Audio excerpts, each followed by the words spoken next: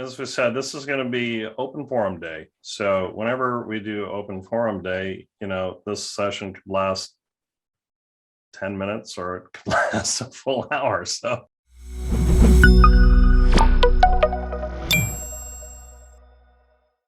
I am going to offer up some categories for everybody.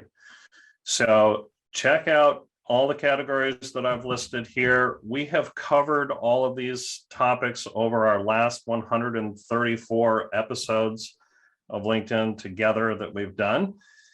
And so we should have answers for you within any of these categories. So, and if you don't see something in these categories that you still have a question of, please feel free to add your own. So with that, we're going to open up the floor.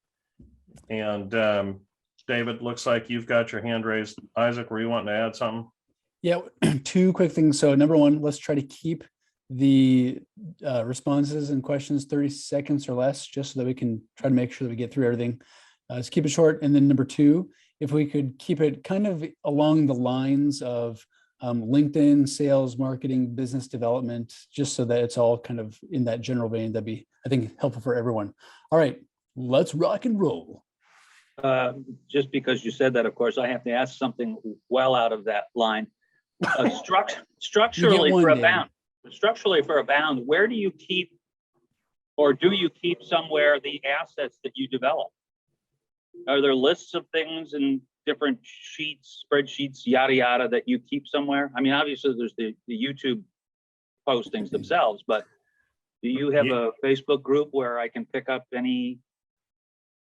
Great question. Hit our website, click the sign up button, and then you'll have access to a lot of resources there. So aboundsocial.com. Anybody that's here, feel free to sign up. There's, we have all of our replays for LinkedIn Together, some 2-minute video tips that you can get on a daily basis, so on and so forth. So yeah, lots of resources there for you. David, I think I sent everyone an email that's on this call. I created an account for you. So if you did not get that, sorry, something must have fallen through the cracks, but it might say that you already have an account. So just do a password reset.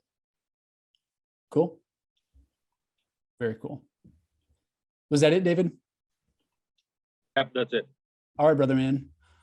Judy Hayes. Hey.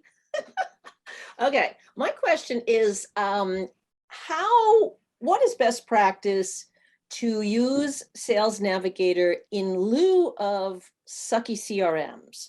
And I notice how you put together some lists like in progressive pipeline funnel order. I'm just wondering, like, what's the thoughts there? Because I'm loving the new Sales Navigator, the interface and all that. It's just, I want to, all my clients, everything is all, dynamic. And I'm thinking that the one common thing is they're all on Navigator. So what's your thoughts on how to create that? I'll chime in briefly, and then I'd love to hear everybody else as well. So we like to view Sales Nav as a pre-CRM. And so our lead lists kind of reflect a pre-opportunity pipeline. And then in lieu of that, the lead list will reflect kind of where someone is at before they're ready to have a sales conversation. And then when they are ready and it becomes an opportunity, then we'll add them to the CRM, and then we'll move them to like a lead list called converted. And so the handshake there with some CRMs and Sales Nav is a little easy. Like if you're paying for enterprise or some larger products, you can do like a one-click sync. Otherwise it's manual. But we don't like adding the contacts to the CRM until they're an opportunity, because the data gets really old really fast. So we like people to update themselves on LinkedIn, so that when we're like refining who we're engaging with, the information is more up to date on LinkedIn than in your CRM. So that's kind of how we do it. I don't know if that answers your question, and I'd love to hear everybody else's thoughts on that. Yeah, I mean, and I'll give you a solid example. Like for a client, we're offering an ebook. So the people that accept the ebook, great, I want to track them. Then we run a poll. There's people that participate in the poll. Then we have a newsletter, LinkedIn newsletter. There's people that, subscribe to that. Then there's people that actively follow the company page. So they're not quite, they're all having different kinds of interest. Gotcha. And I'd love to see the overlap of them and look at them in a way that we could then nurture or move to the next stage of a deeper engagement. And so that's kind of what I am challenged with in terms of organizing it for my clients in a way that they can see it. And it's like, oh yeah, this is good. This person has had these, 6 touch points here and they're really engaged. They're following our page, they're subscribed, they asked for the ebook, whereas this one just did one action. So what I would do then is I would do what I just said and then also add that additional layer of categorization where it's like they're a list, like a person can be a member of multiple lists. So I think it's very prudent to track where they're at in the buying cycle. And then you can also associate them in a list depending on the things like you just said, like, and they followed the company page and they said yes to the ebook and this and that. And then what I would do is I would actually use search to do include, exclude on the lists. And I think that's about as good as you're going to get. There's no really better way. And that's it's kind of muddy, but I think that's as good as you'll get. That is interesting. Vivica just suggested a scoring system or assigning points to quality. But then again, that's like tracking in another method. I have used, and it's not a violation as far as I know, Lead Delta. It's Or a great for way. tagging, third-party Yeah, tagging. tagging, and now there's some inbox management and stuff like that. Interesting, because then you can, it's sort of a bridge between Sales Navigator and the CRM, but again, it's more data out there. All right, don't want to take up time. Next person, No, unless somebody good. wants. Does anybody else want to chime in how you're using Yes. Sales Nav or LinkedIn or any other resources for Judy's Yes, question? please. Hand raised. Go ahead. So, hi, I'm Lydia Sugarman. I'm a CRM solution provider. So if anybody'd like to have an in-depth conversation after this with me, that would be great. All of the things that were brought up in terms of assigning point values, capturing early, I'm going to call them early opportunities, because if they've opted in to download your ebook, that they have opted in and they should go into your CRM. Back to the first comment, Sales Navigator versus sucky CRMs, they're two entirely different things. Granted, there's a lot of sucky CRMs out there. Salesforce is the greatest offender. And I don't want to turn this into commercial, but I start with Salesforce being the greatest offender from a very beginning, where a lead is not a contact and you can never merge those two records. So that is the genesis of dirty data. A lead is just a phase of the customer life cycle. So I'll leave it at that, and I'll put my LinkedIn URL in the chat if anybody wants to connect and have a no strings attached conversation about this. Okay, thanks. Jay, you're up next. Yeah, just to dovetail a little bit on what Judy's question was, it's just me right now, and I've got Navigator and I love it, but automation. Let's talk automation. Is there a recommended small, simple, professional package that doesn't blow out the rule book, where I can do my searches, push things into a search, and just not get pitchy, but just, hey, this is what we do. Here is our LinkedIn website where we are active. Perhaps if you're interested in cybersecurity or this type of thing, you might be interested in following our page to get additional contact. And sort of that begins a funnel. There are so many providers out there. Is there a consensus as to a simple 1 or 2 step automation process? And thank you. Are you talking about automation for connecting and messaging? Yes. Not to be pitchy, but to be, hey, you might be aware of this. You might want to be aware of this. We have some content that is put out that you might be interested in, just to be aware of it, rather than, hey, can you get 15 minutes on your calendar? Just blah, blah, blah, Yeah, my response to that is there's literally billions of them. I mean, I there's a know. new one, there's a new one every single day. So So it's what are the really, experts? Just to Automation get you and out preview there. are two different things. it's the so it's really more about the strategy in which you take and as opposed to the automation that you use. So an automation is just exactly what it is. It's just an automated way to use Sales Navigator to create your target. You create your target market, and then you're going to send a series of messages out there to people as you try to connect. So it really depends on what you're trying to accomplish, in my opinion, Jay. And it's all about the strategy that you use and the conversations that you have. I think LinkedIn has gotten so automated with so much bad strategy that it has really created a scenario on the platform where it's very difficult to get people talking. So anytime you're going to get pitchy, if you would, in any way, it will be a fail. So the more active engagement and stuff you have on the platform, the more or the better you're going to do. But as far as the individual automation platforms, I don't know that there's necessarily a big difference from one to another. I can Any add to other panelists want to chime in on that? Yeah. And just for everyone here, just so everyone knows, the dirty A, automation, Jay, is a very polarizing topic. So you'll probably get a spectrum of opinions here, but let's all be nice. Any other thoughts for Jay's answers for Jay? Yeah, I would just add that, I think that the idea of automation is to simplify something or to expedite something, anything that's repetitive. But when it comes to building rapport with people, people can tell when they're receiving a generic message. It's just impersonal, and that's why they're less likely to respond.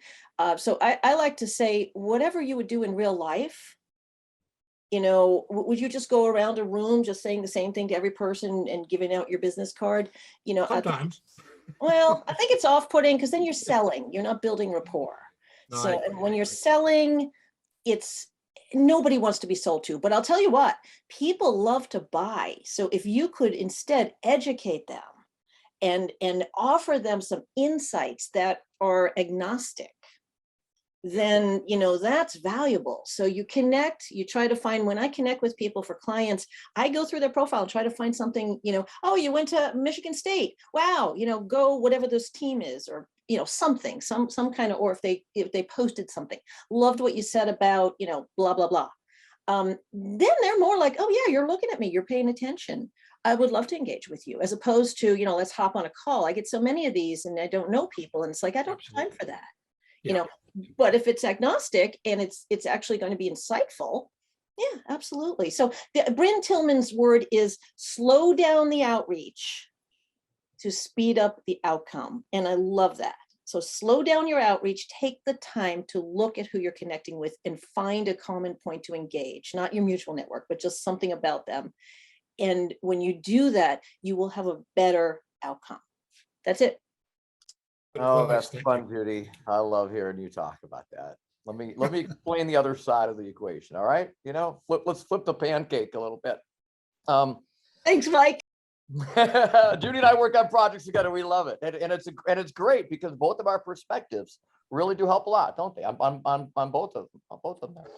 So if you're targeting very well, the people you're going to send this canned message to fit that message really well. Like they attended an event, they went to the the Guns N' Roses concert. It isn't so they all went to the Guns N' Roses concert though.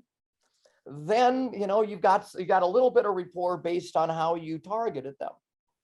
Okay, so after they connect, that's the better time to spend your time looking at folks, because the connect rate is 1%, 1 out of so many. And so many of your targets are never going to see that wonderful message you spent all that time making. And investing more of that time in the message that follows after they connect, as opposed to before getting them to connect, is a different strategy. higher connect rate using Judy's strategy in the end is probably a little bit of a wash. That's not my point here though. My point has nothing to do with automation, okay? But it queued that up because the automation tools provide other features that are sometimes more valuable than the automation itself. And one of them is a custom inbox. And where LinkedIn lacks in inboxes to keep track of things and all, and where Sales Navigator is just as bad, these automation tools provide an inbox to keep track of things, to add labels and filter on labels and make sure particulars even on some of them. I'm not trying to pick anyone in particular, but the inbox function is one of the really valuable add-on values of using some of these automation tools. And I'm done with my point now. But Judy, I'd like to add to that point, having built lots. Let's do it really quick so we can move on to some other topics, guys. Yeah, and part of what Mike is saying is, I think, is that look at the different CRM systems or automation systems and realize that they're probably telling you something that you might not know about process itself. And Excellent. dealing with manufacturing systems, a lot of the early manufacturing systems actually taught the people that bought them how to plan and, manage flows and all that stuff, because they didn't really know. Yeah, it's the ones, I get these messages that they're pulling from fields, and it's like, oh my gosh, those are the ones that are bad. But the ones that Mike is talking about are definitely tailored and customized because they're actually looked at by a human. So it really depends on the tool. But I think that when it's used strategically and not to replace, an actual engagement, then I think, it's a little more personable. All right, moving on. So Jay, I think the consensus is, since you were specifically asking for what should you use, you'll have to just putz around and experiment, see what's best for you, if you want to go that route. Or book a call with me. Laura, you're up. Hi, mine's a company page question. So our company page, we have been diligently inviting people every month, and we've had 100 invites. We've got to the point of 5,300 followers on the company page, and suddenly we're now allowed to invite 250 people a month instead of 100. So the theory behind that is, it's because we've been generating a lot of content and LinkedIn's been good to us and we've got to a certain level and we're allowed more.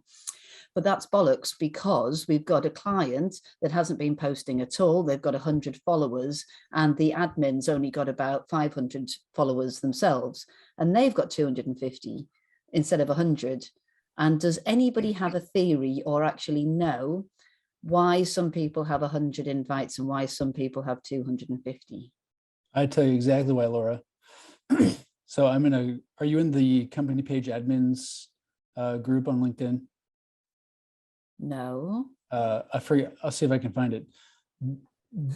Probably a month ago, they were asking, like the product developers at LinkedIn were asking everyone's thoughts on invite credits.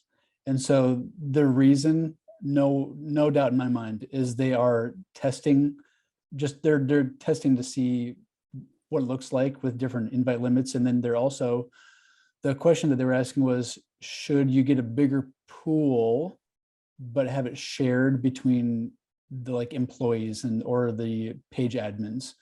And so they're working it out. And I think that you'll see even more changes. So make hay while the sun shines. I absolutely would. Yeah. I think you've got 250. I remember one time when you were showing, I could see that you had 250. So yeah, let's do that. Thank you. Yeah. Yep. I think we're currently, our max is even 100 now. So it might even change back and forth. I put the link in the page, whatever it is, the group. Thank you, Judy. You're welcome. Jimbo. Yeah. Hi, I really kind of more have an analytics question. I think, and I want to just quickly share my screen if possible. Can I? Yeah, go for it if it's safe for everyone. Yeah, it's safe. Trust me.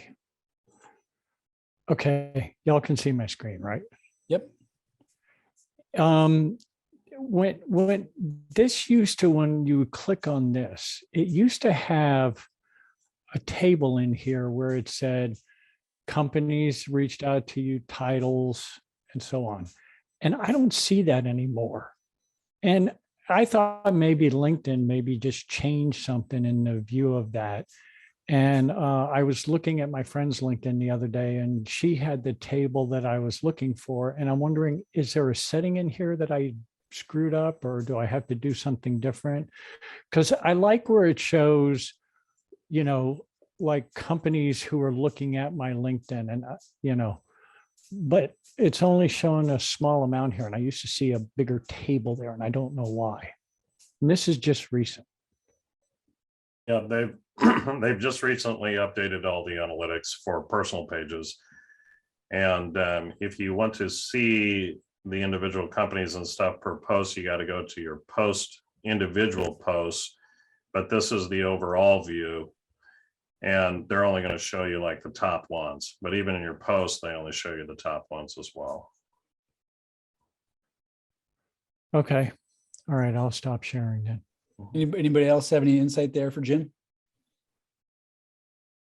I don't really even like the new analytics. It's more of a, in my opinion, it's more of like a 30,000 foot view, you know, on your Yeah. analytics, as opposed to being able to go to your posts and just seeing what each post is doing through the week. So I hate that you can only see that your single day post views. But I've also noticed I'm in creator mode. Everything that I feature, I can go back to those individual posts and see the analytics on those individual posts when I click on them from my features section on my profile. But if I go to my post section and look at it there and just scroll down through them, I have no analytics on those posts anymore. It's only through the overall analytics tab that you can see it now. All right. Okay. Moving Thanks. on. By the way, I'm not a big fan of the change either. Yeah, I was going to say it's really difficult to understand the correlation between views on your post, you know, views, reactions, you know, comments, and impressions, right? Or engagements on that side. So when I figure it out, I'll let you know. I haven't yet. When you figure it out, Chris, we'll just give you a job. Okay, there you go. William Sims, you are up. We talked about industries last week, and if you visit the edit intro page and go to the industry box, there's no longer a drop-down menu. So how do you suggest that someone proceed in terms of identifying their industry, since there's no menu to choose from? Good question, William. Anybody want to chime in? What happens if you type something in? You get a truncated drop-down menu. I have professional, the industry that I've selected, I went in to test. It's professional training industry, and it wasn't in the drop-down menu. It's not there anymore. Professional training and coaching is now called business skills training, by the way. Business skills training? Business skills training. It transferred over. Many of the industries transferred over from old to new as is. There were 150 of them, and maybe 120 transferred as is, came over. Others had a slight name change, like fisheries is fishery. Okay, slight name change. And then there were ones with major name changes, like marketing and advertising became advertising services, which is what Isaac saw. He had marketing and advertising for his industry, and all of a sudden on the company page it said advertising services now, because it changed the name and it moved over, and he had to pick one. There's also marketing services, by the way. Advertising is split into two, but that's you're probably at a stage where there's bugs or lack of code that is temporary, and you'll see a drop down at some point there. But business skills training is a replacement for us. And if you type in the word business, maybe you'll see it populate. So I deleted professional training and coaching, and then I started typing it in. I didn't see business skills training in the truncated drop-down menu. So Um, how would, I mean, once again, since there's so little that's offered to you, Mike, until they get this straightened out, how would you suggest if someone asked me, I got it. what would I say to them? I got what to do. Type in the letter A and see if any of the ones that start with the letter A fit. Then type the letter B and see if any of the ones that would B fit. Then C. That's how I got all the industries, the 380 industries. I use every letter of the alphabet combined with every other letter of the alphabet. Literally, I spent all weekend long doing that. And just see if you find one that'll work for now. That would be my suggestion. And you will be successful with that. You will. Mike, if I send you a private chat with my email, could you send me your industries list? Sure, I will. Sure, I will. I'm only doing Okay. it privately because it's still under development. Okay. But yeah, sure, William, do that. Send you a Do that. message right now, Yep. thanks. I'll put Great. my profile in the chat window, and we can move on to another topic here. If anyone wants the industry list as it is now, I've already shared it with a few here. Haven't I? Right? Yeah. Yep, awesome. Out of your head. Thank you. Yeah, put your William, email there and good- I'm gonna add you to a funnel. Okay.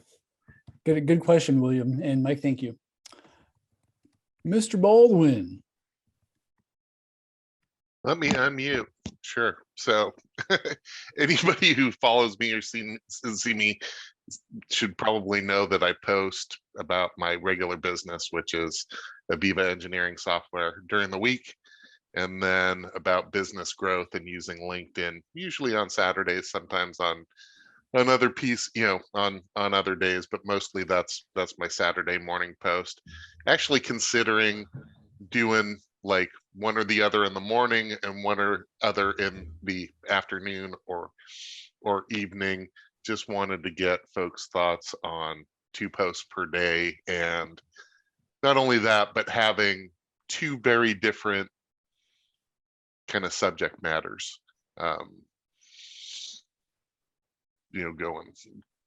going on that side, and doing once each daily. I can chime in on that. I would say if you do one in the morning time, 7:30, something up between 7:30, 8 o'clock, and stick with that topic. So if it's your business, 7:30, 8 o'clock in the morning. And if you're going to do a second post around 4 o'clock in the afternoon and stick with that topic at that time, I don't think you'd have any problem with that. And the way the algorithm is right now, I think you can get just as much traction to both. Okay. So before, you really didn't want to do 2 posts in a day. One, to you'd wear out your audience, but 2, you'd have to get double the engagement to get the same amount of views pre-August of last year. But now posts are living a lot longer, and you have much more ability to get views and stuff to them. So you still need to get engagement to them, but I think you'd be fine with going 1 in the early morning and then 1 later afternoon. I'm going to give it a shot. Thanks, Monty. Hey, William, I'm going to ask a question and then I'll let you go up again. So has anyone found a resource that can grab the URL of a company page post after it's published, right? Because there's all kinds of tools that you can use to schedule your posts out. I've not found anything that will take the URL once published and then provide it to you automatically without you having to like manually get it. Has anyone found anything that does that? No. I think I asked Agora Pulse if that was on the dev docket. Say that And it's, again? maybe. I'm sorry, say that again. So when like if you use a post scheduler to schedule your content for your company page, I've not found anything that will grab the URL of the company page post once it goes live and then like get it to you either like in any way, shape, or form. You always have to grab it manually. Have you found anything that will grab the URL for you? For what? Like engagement, to like throw into an engagement group or what? Yeah, like if you have your staff and the post goes live, I would love to be able to just get the post and say like, here it is, to everybody, instead of like having to log in and copy and then paste and then send. No one? Mm-mm. Cool. So what's the real value? All right, William Sims, you are up again. Thank you. I'd like to get the opinion of the group on whether it would be wiser to perhaps produce an article once a week or produce a newsletter article once a week. Good question. Newsletters all the way. Because you can train email. I think that's Shireen. Sorry. Newsletters because LinkedIn's promoting them and you can build up ongoing following and they can be emailed. Articles just sit there and nobody engages them. How about, I have a question dovetailing on that actually for the group. When you publish a newsletter, is it indexed and then like in search, like Google, at like an article is as well? Like if you publish an article, it's indexable in search engines. Is a newsletter? I don't think it is. I don't know that 100% though, because I think they function differently. An article, is a standalone thing where a newsletter has multiple things to it. So I don't think that Google's going to register those in search. But Bernie's asked me to repeat the last sentence.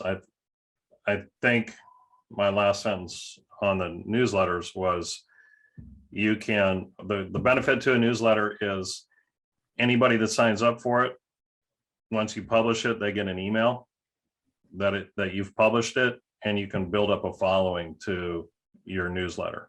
Where on articles just sit there. You can't build up a following to an article.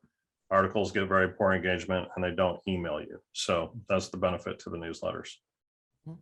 No one would expect a newsletter that's got a finite audience to be indexed. Would we? It's like having your email indexed. It's designed for a finite audience. It's not designed for the world to see. You've got to be a recipient. Well, I think it's more, Mike, I think it's more about the fact that there's multiple articles and multiple content pieces in part of a newsletter. So like an article, you can put SEO features in it. It's a standalone thing that Google can apply to search. Otherwise, you'd have to have SEO for every single article within the newsletter and so on and so forth. So I can't imagine that they're indexing it. But Vivica, do you have a different response for that? Yeah, and maybe I don't quite understand the full extent. I'm not like super hip on the SEO stuff, but what index, I mean, I know what it means, but not generally all the technicality behind it. But when I do a search on my 3 latest newsletters, not articles, but newsletters, I mean, they pop right up. In your Google search? In a Google search. What's popping up? So first is my LinkedIn profile, and then it's the next. You want to share your screen, Vivica? Yeah, why don't you share and show us? Is that cool? Is that okay? And Vivica, you're being a recipient of it might be different than someone who's not a recipient of an article. Not if you're doing a Google search. Google wouldn't know that. Wouldn't it? So it looks like here, first my profile, if you guys can see this. Yep. Yeah. Okay. Can I suggest something, Vivica? Can you do it in a what do you call it? Incognito browser? Because it may be pulling from you because it's you. Yeah, I suppose I could. I forget exactly. Well, it's fine though, because it's going to show the search either way. So so your lawyer's lunch and launch is your newsletter. It is, yeah. And so the Okay. last 2 are showing up here right below my profile. And I obviously I haven't gone, SEO on it. I just, it's just street. I would really like to see that in an incognito window. Can you try it here with us now, just to see if there's like nothing? Yeah. Now, how do I do that? It's been a long time since I did that. Shift Command N if you're in Chrome. Shift what? Shift Command N. And then, So it's mainly on the name of you, not necessarily the name or subject matter of your newsletter. yeah, what did I do? I did, Just do your name and see what comes up. oh, I don't know about that. Is there some other shady characters in Vivica? Okay, so there comes some pod interviews. LinkedIn. Are the individual publications is. like? Well, No, there it's. no, it's not. Are the individual content pieces that were the individual newsletters, are you seeing those in search as well, or just the Yes. kind of, Yep. yeah, okay. Let me cool. see if I go, yeah, so if I go as specific as Vivica has LinkedIn newsletters, then my profile and the next two newsletters. Okay, click on it for me.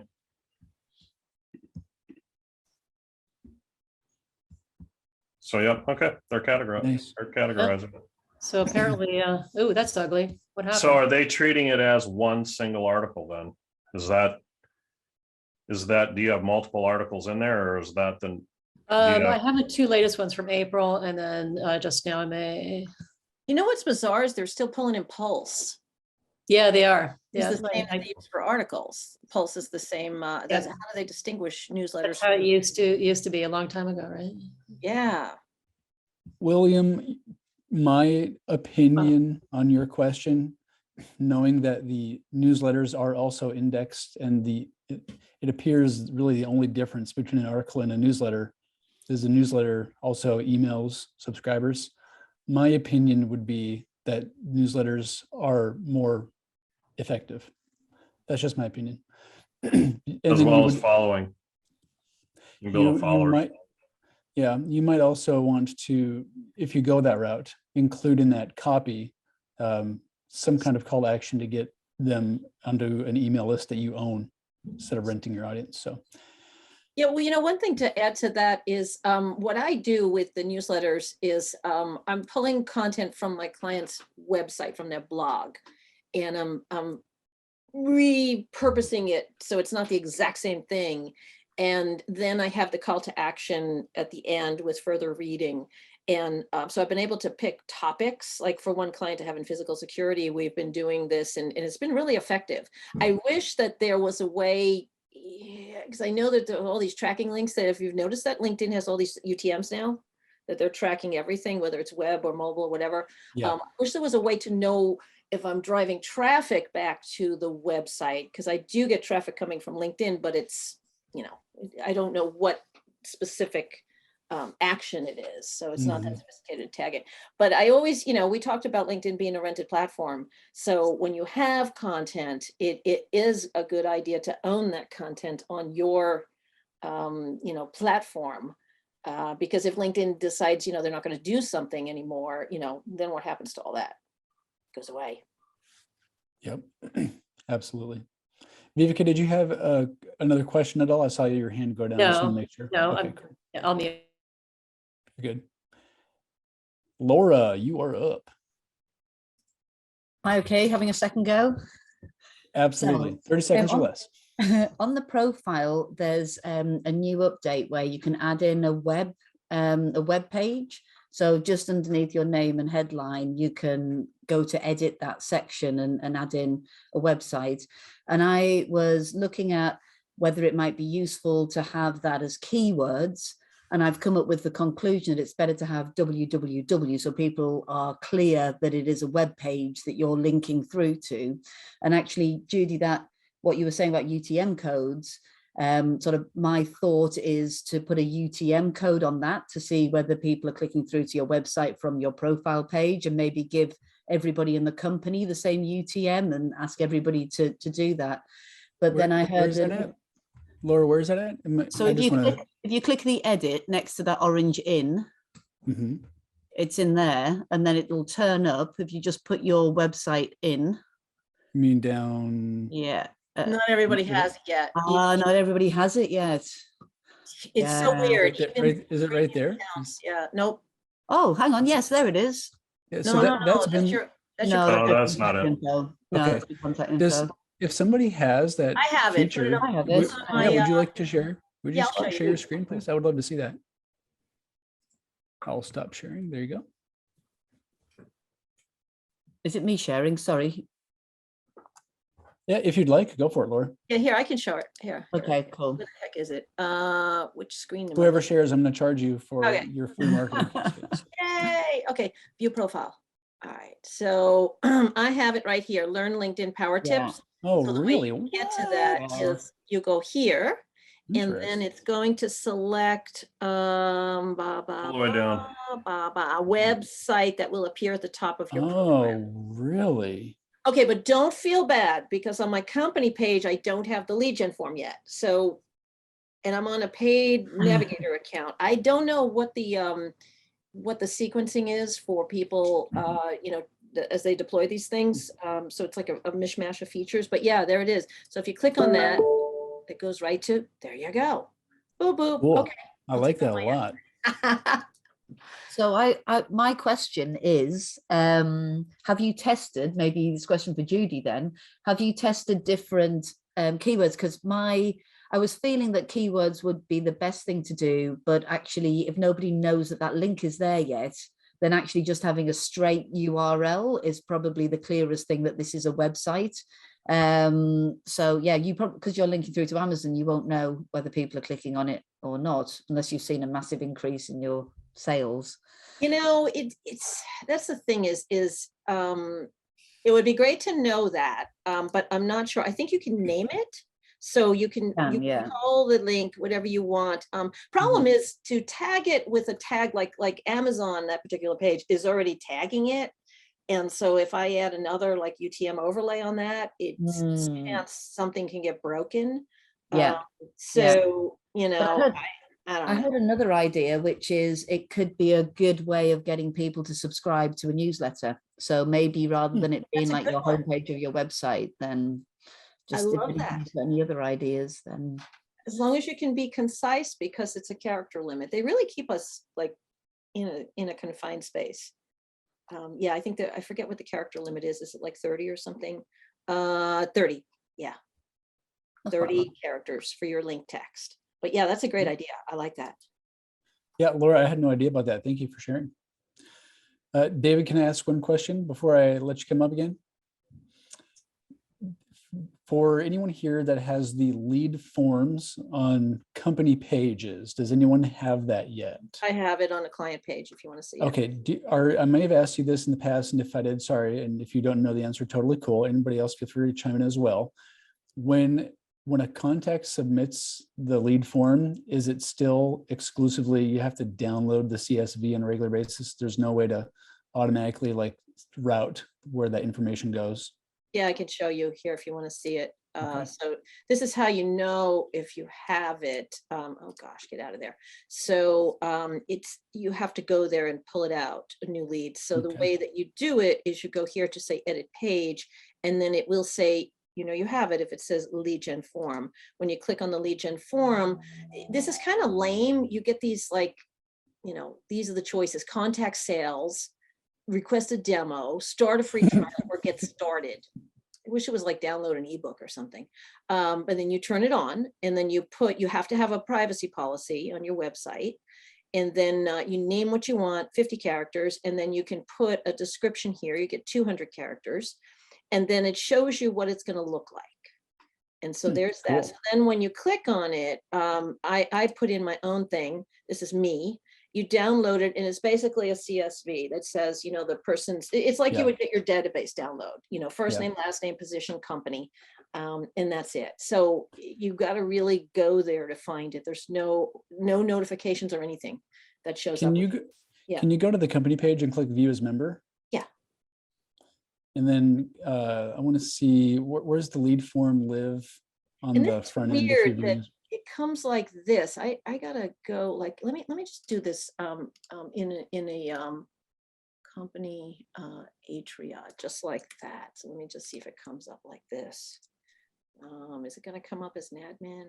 Darn it. Okay. And since I'm not admin, if you want, I can actually jump on. and Yeah, share if my you want to, screen. here, let me put the link in there and you can see what it looks like on your end. Hold on, give me the, oh man, am I all thumbs or what? The reason why I'm asking Here, that go ahead second and part. try it. I'm gonna put it in the chat and see if it, see what you see as a user.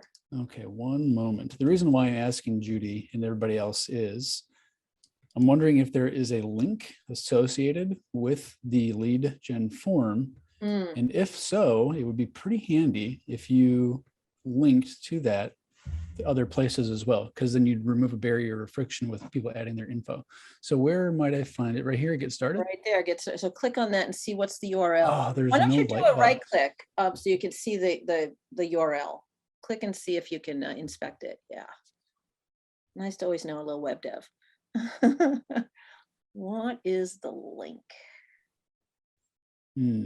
Maybe, is there another type of key combinations where it would copy the URL so you could actually then put that in a note so you could see I it? don't think it is. I think it's triggered by the click. But if somebody here who this is your world, if you could generate a link, the destination here to where the light box opens, that would be such a huge win. Yeah, that would be great. And you know what's interesting is this Yeah. this used to be what you'd pay for to get these leads. Yeah. So does it say, I'm sorry, does it say that it would add you permission to add to an email list or something? Like they do? when you Let's press find send? out here. One moment. Yeah, I mean, it's pretty cool. They've really been yeah, you may contact me via email. Yeah, content required.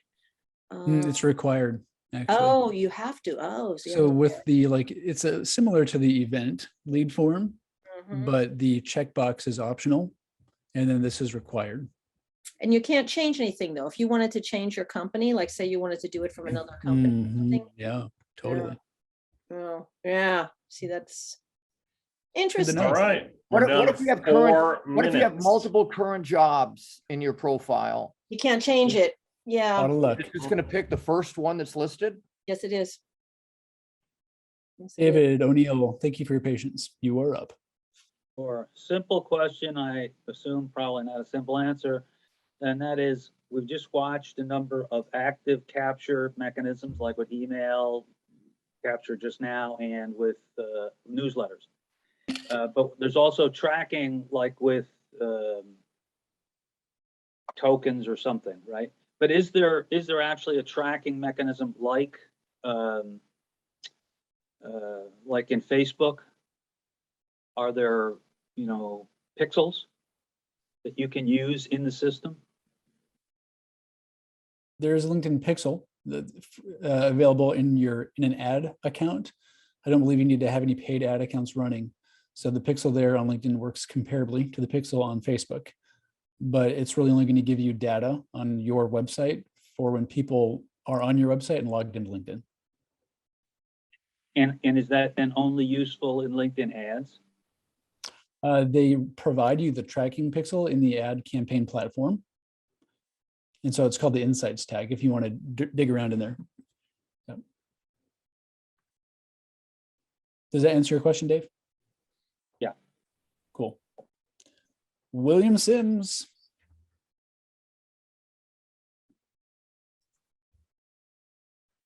Oh, you're muted, sir. Here. I'm going back to what Laura was saying about connection request limits, and she was very specific about receiving a notification. It seemed to me from what she said on both the company page and with regards to her personal profile. Can she illuminate on how and in what manner you receive those notifications? You were talking about the invites to the company page. That's Yes. different. That's different to you sending out too many personal connections and then being told by LinkedIn you just can't send any more. It's when you go to invite connections through the admin tools, you're given 100 or 250, and you just do a tick box. And once you've got to the end of that 100, it's just run out.